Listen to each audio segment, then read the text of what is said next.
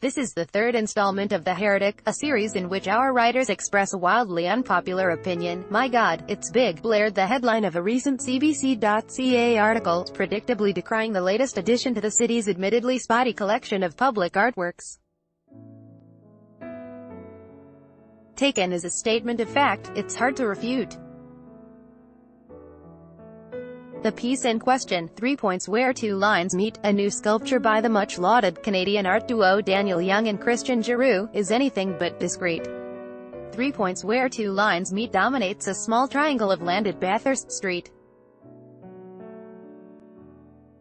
and Vaughan Road. Renee Johnston, Toronto Star, looming over an awkwardly orphaned sliver of the urban landscape where Vaughan Road cleaves south from St. Clair Avenue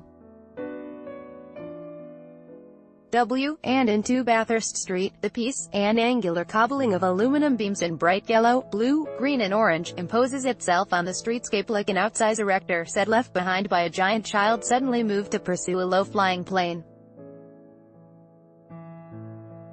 The King Kong Association doesn't feel far off. 3 points where two lines meet strains, and mightily, against the modest dimensions of its innocuous patch of real estate, feeling at any moment it might break loose. Size isn't the only thing that matters here, and those words in the CBC headline, spoken by Hillcrest Residents Association member John Smith, put forth a sizing up of an entirely different sort, the indignant shock presiding over all. Social media echoed the sentiment with such assessments as architorture, basic and cheap, or a crane graveyard. Some wondered, by the day of the opening, if the deadline had been missed. Is this still under construction? Wrote one user on Instagram. Others took to its lukewarm defense. I don't mind it, wrote one user on my Instagram feed, while another distinguished herself with an enthusiastic embrace. I think it's a great piece for the area, which is always normally fairly blah visually to drive along, be stuck in traffic in. Super happy to see it go in. Article continued Bellow. So it goes with public art, controversial at best, widely loathed at worst, the divisiveness of almost every piece as reliable as the seasons. Rarely is the argument made that some of these spaces might be better served with a stand of hardy trees, say, or a garden, but that's another story and one only the brave might broach, lest they be fitted with the scarlet letter of cultural heretic. The only widely loved such gesture I can think of in recent years involved a goofy fountain festooned with 24 sculptures of dogs enthralled to a golden bone at its peak, part of the recent overhaul of Berksea Park, which I, much to some readers' irritation, am on the record for not much liking myself. If the pleasantly vapid is the high bar to which public art can aspire, then you can count me out. The design firm plans to follow up its success with a cat promenade on Wellington Street, which brings us back to 3 points where two lines meet. I like it. In fact, I like it a lot. Christian Giroux, left, and Daniel Young, photographed in 2012, are no strangers to public outcry over their artworks. Nick Kozik, Toronto Star file photo. It's not easy, no, I'll give you that. Nor is it pleasant, agreeable, cute. Well, I think it's kind of cute, acquiescent or blithely decorative, fitting into some harmless beautification agenda that offends no one and pleases just as many. Young and Giroux are artists, and good ones.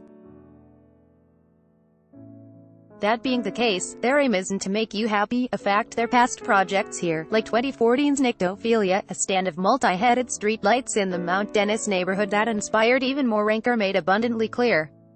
It's to make you think. More in this series. Let's give Beethoven's most overplayed symphony a rest. Article continued Bellow. We don't know what's in your head when you see 3 points where two lines meet, but here's what's in mine. A development industry run amok, wedging bolted together condominiums into every available space with little regard for scale or context, polishing them up with a sparkly marketing campaign for a hard sell. Those bright colors are as earnest as they come. Lipstick on a pig if there ever was any. 3 points is an absurdist pleasure, straining at the borders of a useless patch of land, standing almost on tiptoe to hold its balance. I'm not sure there's a better critical metaphor to be found for our city's quick-build affliction. It's just add water development agenda, it's disregard for land use and public space. More than that, it's a bit of sparkle on what has always been a grim slice of urban nowhere, a sunny wayfinder for one of the city's most confusing corners that's not content to merely prettify. The two are made for each other, a site-specific match that warms my heart and puts goofy canine fountains to shame. The artwork was commissioned by the city to fit an awkward triangle of land. Renee Johnston, Toronto Star. That said, I don't have to live with it, and if I lived in the second-floor apartments whose views are now exclusively of 3 points from all angles, I might feel differently. But have patience. Icons aren't born, they evolve. Consider that everyone loathed Henry Moore's The Archer when it was first acquired, a mayoral election was lost over it, and now you could hardly imagine Nathan Phillips Square without it. When Moore's large Two Forms was moved from its longtime home outside the Art Gallery of Ontario at Dundas and McCullough Ts. into Grange Park, behind the gallery, it set off an outpouring of civic circumspection.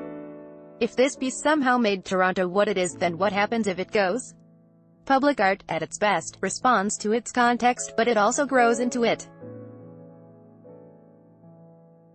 3 Points has Step 1 covered. It has something to say about its space, and its moment. Step 2? We'll see. Murray White is the Star's art critic based in Toronto. Follow him on Twitter, @UntitledToronto.